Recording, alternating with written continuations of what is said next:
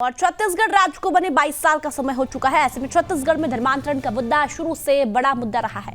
बीते कुछ वर्षों की बात करें तो छत्तीसगढ़ के प्रत्येक क्षेत्र से धर्मांतरण के मामले सामने आ रहे हैं। कई जगहों पर प्रार्थना सभा के नाम से तो कई जगहों पर अलग अलग माध्यमों से धर्म परिवर्तन कराए जाने की शिकायतें आती रही है। ऐसे में हाल ही में छत्तीसगढ़ के नारायणपुर में हुई घटना ने एक बार फिर प्रमाणित कर दिया है, आदिवासी क्षेत्रों में मिशनरी पूरी तरह से हावी है। हालांकि सरकार इस बात से इत्तेफाक नहीं रखती। ऐसे में धर्मांतरण के मुद्दे पर राज्य की स्थिति क्या है, क्यों राज्य में कई जगह जनजातीय समाज लगातार प्रदर्शन कर रहा है, आपको इस रिपोर्ट के जरिए दिखाते हैं।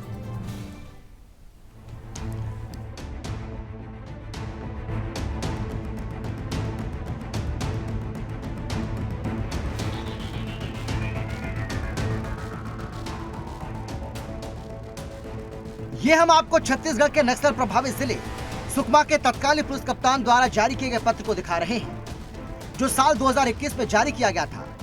इस पत्र में जिले के पुलिस कप्तान ने साफ तौर पर निर्देश दिया था कि उनके जिले यानी कि आदिवासी क्षेत्र में मूल आदिवासी और धर्मांतरित लोगों के बीच कभी भी तनाव की स्थिति बन सकती है। ऐसे में सुकमा पुलिस एसपी ने अपनी जिम्मेदारी समझते हुए अपने मातहत अधिकारियों को निर्देश जारी किया था कि वो इस बात को लेकर सतर्क रहें। उन्होंने पत्र में बताया था कि किसी भी तरह के हालात बिगड़ सकते हैं और तनाव की स्थिति पैदा हो सकती है।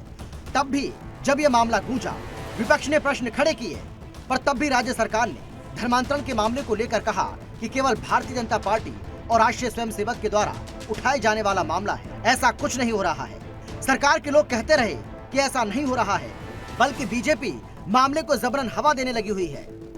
छत्तीसगढ़ के नारायणपुर से धर्मांतरण के मामले सामने आने के बाद एक बार फिर से सरकार की जिम्मेदारी से कुछ और ही मानने में लगे हैं।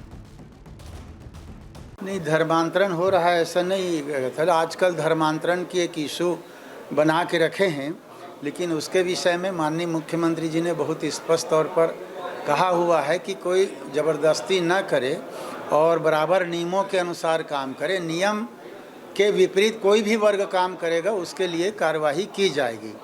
तो इस प्रकार से है अंदर के अंचलों में। और फिर माननीय मुख्यमंत्री जी ने यह भी स्पष्ट तौर पर कहा है और कोशिश भी की है कि अलग अलग समाज प्रमुखों के साथ बैठक करके उनको कहना कि आप सब अपने अपने समाज के नियमों के अनुसार, परिस्थितियों के अनुसार आप सब बैठें, उठें, मिलें जुलें और सबको समझाइश दें, ताकि किसी भी समाज में इस प्रकार की घटना ना हो। पिछली कुछ घटनाओं की बात करें तो प्रदेश की राजधानी रायपुर, प्रदेश की न्यायधानी बिलासपुर, बलौदा बाजार, दुर्ग, भिलाई, बलरामपुर और कोरबा। इतना ही नहीं, अंबिकापुर जैसे ऐसे कई शहर हैं जहां धर्मांतरण के मामले बहुत तेजी से बढ़े हैं। यहां पर धर्मांतरण के मामले सामने आने के बाद से हिंदू संगठनों की ओर से प्रदर्शन भी होता है। हिंदू संगठन कार्यकर्ता आरोप लगाते हैं, शिकायतों के बाद भी कार्रवाई नहीं होती है और उल्टे उन पर ही मामले दर्ज कर दिए जाते हैं। ऐसे में इस मामले को लेकर भारतीय जनता पार्टी सीधे तौर पर प्रदेश की कांग्रेस सरकार पर निशाना साधती नजर आ रही है। बीजेपी के नेता हमेशा कहते रहे हैं कि पुलिस कप्तान ने मामले को लेकर पत्र तक जारी कर दिया है।